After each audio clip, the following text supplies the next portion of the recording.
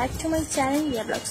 তো বন্ধুরা, তোমরা কেমন আছো? আশা করি তোমরা খুব ভালো আছো, আর আমিও তোমাদের ভালোবাসায় ভীষণ ভালো আছি।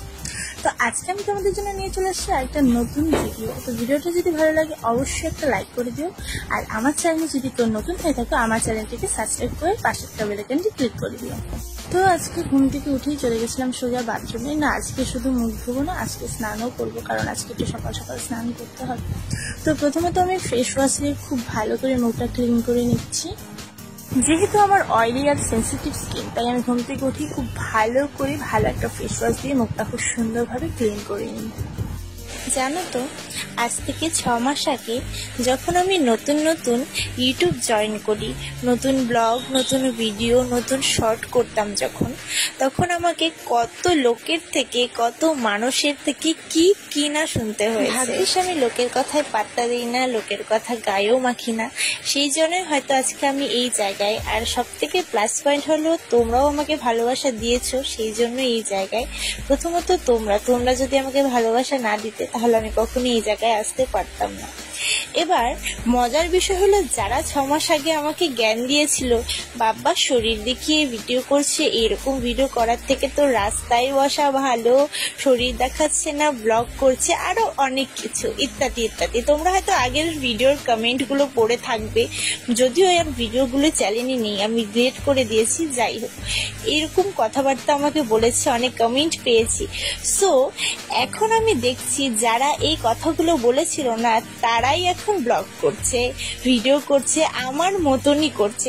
হ্যাঁ, আমি বলছি না যে আমায় দেখে করছে, কিন্তু করছে তো, সেই তো একই হলো। তো এইসব মানুষদের না আমার দেখলে খুব করুণা হয়। একটা কথা আছে না বাংলায়, যে নিজের বেলায় আটিসাটি, মানুষের বেলায় চিমটি কাটি।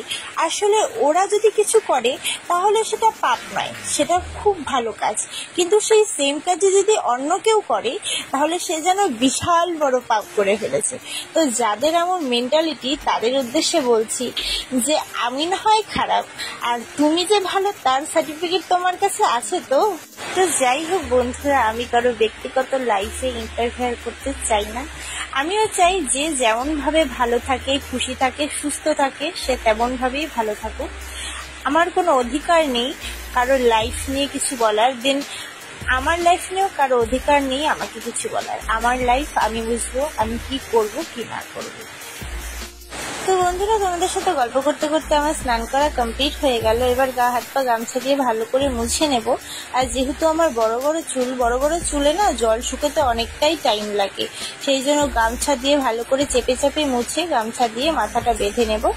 বড় চুলের এই একটাই সমস্যা যে তাড়াতাড়ি শুকাতে চায় না, আর জল যদি একবার বসে যায় মাথায়, আমার তো এমনি ঠান্ডার প্রবলেম আছে, খুবই ঠান্ডার প্রবলেম আছে, আর আমার ফট করেই ঠান্ডা লেগে যায়। সেই ভয়ে আমি খুব ভালো করে মাথাটা মুছে ফেলি আর কি।